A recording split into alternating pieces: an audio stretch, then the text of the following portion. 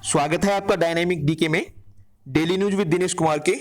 आज के वीडियो में हम बात करने वाले हैं 30 अगस्त 2020 की इंपॉर्टेंट न्यूज के बारे में। दोस्तों, आज की खबरें और वीडियो के लास्ट में कवर होने वाली मजेदार फैक्ट्स को जानने के लिए इस वीडियो को आखिर तक देखिएगा। चलिए पहले बात करते हैं आज के वीडियो के की अट्रैक्शंस के बारे में। हमारे आज के वीडियो में रानी लक्ष्मीबाई केंद्रीय कृषि विश्वविद्यालय, गरीब कल्याण रोजगार अभियान, अटल भूजल योजना, Indian council of medical research, serum institute of India तथा मन की बात प्रोग्राम का जिक्र आया है, जिसे मैंने स्लाइड्स में अलग कलर में हाईलाइट कर दिया है। चलिए वीडियो शुरू करते हैं। प्रधानमंत्री नरेंद्र मोदी ने कहा है कि आत्मनिर्भर भारत अभियान में कृषि क्षेत्र की महत्वपूर्ण भूमिका है। उन्होंने कहा कि किसानों, उत्पादकों और उद्यमियों को सशक्त और आत्मनिर्भर बनाने के लक्ष्य हासिल करने में भी कृषि क्षेत्र की महत्वपूर्ण भूमिका रहेगी। कल रानी लक्ष्मीबाई केंद्रीय कृषि विश्वविद्यालय झांसी के महाविद्यालय और प्रशासनिक भवन का वीडियो कॉन्फ्रेंस के माध्यम से उद्घाटन करते हुए श्री मोदी ने कहा कि कृषि क्षेत्र में आत्मनिर्भरता केवल खाद्यान्न तक सीमित नहीं है। कृषि को आधुनिक तकनीक से जोड़ने के बारे में किए जा रहे उपायों की चर्चा करते हुए प्रधानमंत्री ने कहा कि कृषि विश्वविद्यालयों और अनुसंधान संस्थानों की इस दिशा में महत्वपूर्ण भूमिका है। उन्होंने कहा कि इस समय देश में 3 केंद्रीय कृषि विश्वविद्यालय हैं, जबकि 6 साल पहले केवल एक ही विश्वविद्यालय था। श्री मोदी ने कहा कि पिछले 6 सालों में सरकार ने कृषि और अनुसंधान के बीच समन्वय बनाने का काम किया, ताकि किसानों को गांव के स्तर पर ही वैज्ञानिक सलाह दी जा सके। उन्होंने आधुनिक ज्ञान को संस्थाओं से खेतों तक पहुंचाने के लिए भी एक व्यवस्था बनाने में विश्वविद्यालयों से सहयोग मांगा है। स्कूल स्तर पर कृषि संबंधी जानकारी और उसका धरातल पर अनुभव देने के बारे में प्रधानमंत्री ने कहा कि ग्रामीण स्तर पर माध्यमिक विद्यालयों में कृषि को एक विषय के रूप में शामिल करने के प्रयास किए जा रहे हैं। उन्होंने कहा कि इससे 2 लाभ होंगे। ये छात्रों को कृषि से संबंधित जानकारी उपलब्ध कराने के अलावा उनके परिवारजनों को भी आधुनिक कृषि की तकनीक और कृषि उपज के विपणन के बारे में जानकारी प्रदान करने का माध्यम बनेगा। उन्होंने कहा कि इससे देश में कृषि उद्यमिता को बढ़ावा मिलेगा। कोरोना वायरस महामारी के दौरान लोगों की कठिनाइयों को कम करने के प्रयासों की चर्चा करते हुए प्रधानमंत्री ने कहा कि उत्तर प्रदेश के करोड़ों गरीब और ग्रामीण परिवारों को मुफ्त राशन उपलब्ध कराया गया। बुंदेलखंड में इस दौरान लगभग 10 लाख गरीब महिलाओं को मुफ्त रसोई गैस सिलेंडर उपलब्ध कराए गए। गरीब कल्याण रोजगार अभियान के अंतर्गत उत्तर प्रदेश के अब तक 7,000 करोड़ रुपए की से अधिक की राशि खर्च करके लाखों कामगारों को रोजगार उपलब्ध कराया गया है। उन्होंने कहा कि बुंदेलखंड क्षेत्र के लिए 10,000 करोड़ रुपए से अधिक की जल संबंधी 500 परियोजनाओं को मंजूरी दी गई है। इनमें से पिछले 2 महीनों में 3,000 करोड़ रुपए की परियोजनाएं पूरी हो गई हैं, जिससे बुंदेलखंड के लाखों किसानों को सीधा लाभ पहुंचेगा। प्रधानमंत्री ने कहा कि बुंदेलखंड में भूजल स्तर बढ़ाने के लिए अटल भूजल योजना का कार्य प्रगति पर है। झांसी, महोबा, बांदा, हमीरपुर, चित्रकूट और ललितपुर के साथ पश्चिमी उत्तर प्रदेश में सैकड़ों गांवों में भूजल स्तर बढ़ाने के लिए 700 करोड़ रुपए से अधिक की परियोजनाओं का कार्य चल रहा है। प्रधानमंत्री ने कहा कि बेतवा, केन और यमुना नदियों के आसपास का क्षेत्र होने के बावजूद बुंदेलखंड को इन नदियों के जल का पूरा लाभ नहीं मिला। सरकार इस स्थिति को बदलने के लिए तेजी से प्रयास कर रही है और केन, बेतवा नदियों को जोड़ने की परियोजनाओं में इस क्षेत्र का भाग्य बदलने की क्षमता है। सरकार इस दिशा में राज्य सरकारों के साथ सहयोग कार्य कर रही है तथा बुंदेलखंड को पर्याप्त पानी मिलते ही क्षेत्र के लोगों का जीवन पूरी तरह बदल जाएगा। उन्होंने कहा कि बुंदेलखंड एक्सप्रेस वे और रक्षा गलियारे सहित हजारों करोड़ रुपए की परियोजनाओं से क्षेत्र के लोगों को हजारों नए रोजगार मिलेंगे। उन्होंने कहा कि जय जवान, जय किसान और जय विज्ञान के मंत्र से बुंदेलखंड में चहुमुखी विकास होगा। प्रधानमंत्री ने बुंदेलखंड की प्राचीन पहचान को समृद्ध करने के लिए केंद्र और उत्तर प्रदेश सरकार की प्रतिबद्धता दोहराई। नेक्स्ट खबर है, गृह मंत्रालय ने कल कंटेनमेंट जोन के बाहर के क्षेत्रों में और गतिविधियां खोलने के लिए नए गाइडलाइन जारी करी हैं। 1 सितंबर से लागू होने वाले अनलॉक 4 में और अधिक गतिविधियां खोलने की प्रक्रिया को आगे बढ़ाया गया है। गृह मंत्रालय के परामर्श से आवासन और शहरी मामलों के मंत्रालय तथा रेल मंत्रालय द्वारा मेट्रो रेल को 7 सितंबर से फेज्ड मैनर में से संचालित करने की अनुमति दी जाएगी। आवासन और शहरी मामलों का मंत्रालय इस संबंध में स्टैंडर्ड ऑपरेटिंग प्रोसीजर को जारी करेगा।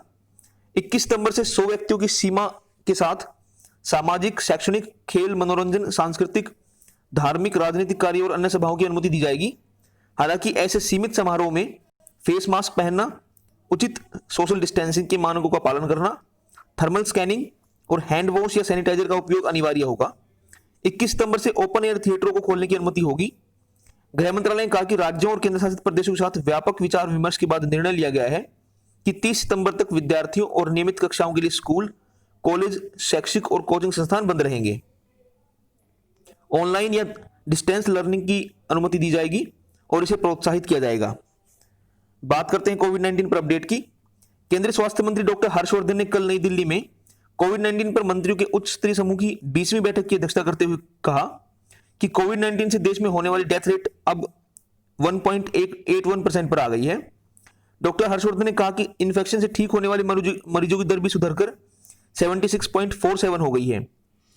उन्होंने बताया कि केवल 0.29% जो मरीज है वो वेंटिलेटर पर हैं, 1.93% आईसीयू में है और मात्र 2.88% जो मरीज हैं उनको ऑक्सीजन की जरूरत है।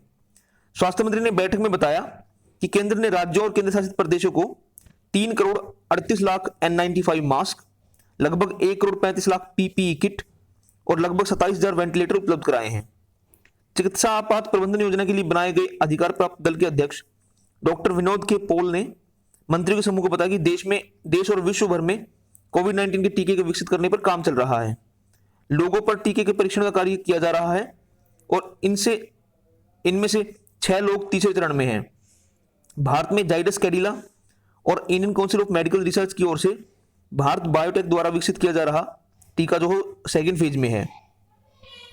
सीरम इंस्टीट्यूट ऑफ इंडिया द्वारा विकसित किया जा रहा ऑक्सफोर्ड टीका जो है वो महाराष्ट्र और कुछ अन्य राज्यों में परीक्षण के 3rd फेज में है। बैठक में foreign minister doctor S Jaishankar, civil aviation minister Hardeep Singh Puri, जहाजरानी मंत्री मनसुख लाल मंडाविया, स्वास्थ्य राज्य मंत्री अश्विनी कुमार चौबे और गृह राज्य मंत्री नित्यानंद राय ने हिस्सा लिया। भारत में 4 करोड़ से अधिक सैंपल की टेस्टिंग कर चुके हैं और पिछले 24 घंटों में 9,28,000 से अधिक सैंपल की टेस्टिंग की गई। इस समय कुल 1576 लेबोरेटरीज में कोविड-19 की जांच की जा रही है, जिनमें से 1002 गवर्नमेंट लैब हैं और 574 प्राइवेट लैब हैं। नेक्स्ट खबर की बात करते हैं। प्रधानमंत्री मोदी आज आकाशवाणी से 11 बजे मन की बात कार्यक्रम में देश विदेश के लोगों से अपने विचार साझा करेंगे। इस रेडियो कार्यक्रम की ये 68th एडिशन होगी।